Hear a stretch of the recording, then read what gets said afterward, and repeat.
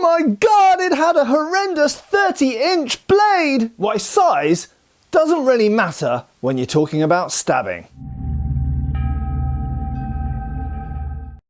Hi folks, Matt Easton here, Schola Gladiatoria. I'll keep this fairly brief. So the fact is that very often in the media, but also when we're talking about even in historical documentaries, TV shows, but particularly newspaper articles talking about modern crime and all this kind of stuff, often when we see a weapon described that's been used as a weapon of offence, whether it was in war or whether it was in the street, shall we say, which obviously is a contentious topic these days, they often describe the size of the weapon.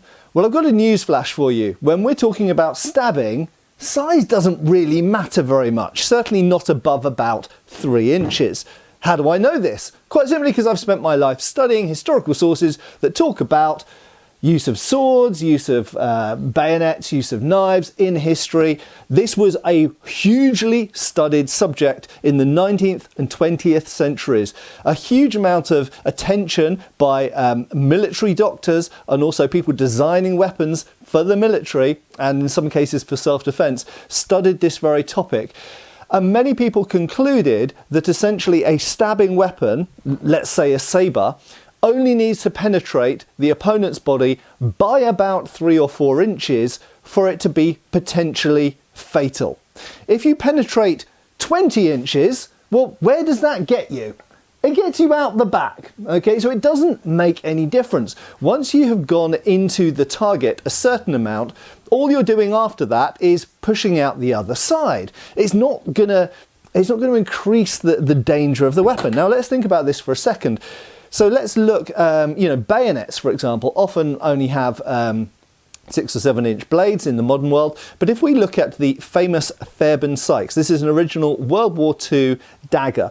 And this was designed by Fairbairn specifically for the use of commandos. But it's similar to lots of other trench knives, at least in the blade. It's similar to lots of other trench knives that you used in World War I. And in fact, many German examples from World War I have shorter blades than this. How long is this? About 6.5 inches. So in fact, they were manufactured just under 7 inches long, but many of them had the points reprofiled to make them a bit tougher at the point because they had a reputation for the tip snapping off. So many of them end up about 6.5, 6.75 inches. And the only reason they are that long, and this is explicitly mentioned, the only reason they are that long is not to penetrate 6.5 inches, it is to get through thick uniforms and potentially winter clothing. So in other words, to get through that depth and then into the body, you're only dealing with about 4 inches of penetration. It's no coincidence, incidentally, that in lots of countries, the limit for the size of a knife you can carry around with you as a utility thing in the street, a pocket knife, is 3 or 4 inches. It varies from countries. So for example, in the UK, it's 3 inches non-locking, but in Spain, I think it's a bit longer than that. It's about 4 inches. And this is very common in many, many countries around the world. And it is for medical reasons, because above that, it's very likely to kill you. But 3 inches, it's a lot less likely to kill you. But fundamentally, you don't need 7, 8, 9, 10, 20 inches. That makes no difference whatsoever. Even if we're talking about a sword, what the length really gives you is cutting reach, the distance from which you can hit someone with a cut, or the distance from which you can reach someone with a thrust. But if we're talking specifically about stabbing, and let's face it, throughout the world, doesn't matter whether it's the UK, the USA, any country in Africa or Asia, the predominant weapon used, a hand weapon anyway, used in crime is a common kitchen knife. I estimate in the UK that there are 67 million people in the UK currently.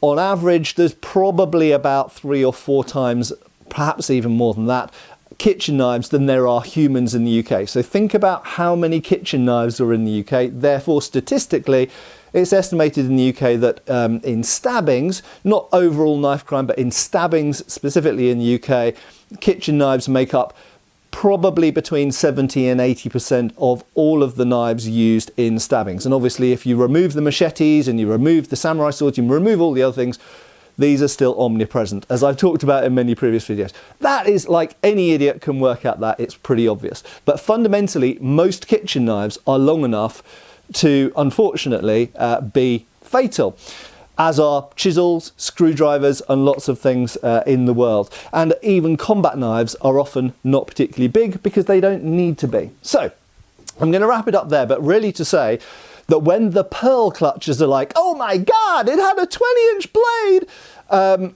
when stabbing's involved, that makes no difference whatsoever because your body isn't 20 inches deep, okay? Your body is only about 10 inches deep and you only need to go about 4 inches into it to do really, really serious damage, unfortunately. So there we go. Simple newsflash. Just remember, just because a weapon's big, just because a weapon's long, that might have some effect on cutting, and it will certainly have an effect on reach. It makes it a longer reaching weapon against another armed opponent. But in terms of a pure stabbing, it does not make it more dangerous. A spear stab is not more dangerous than a kitchen knife stab. They are exactly the same. It's just that the spear can do it from further away.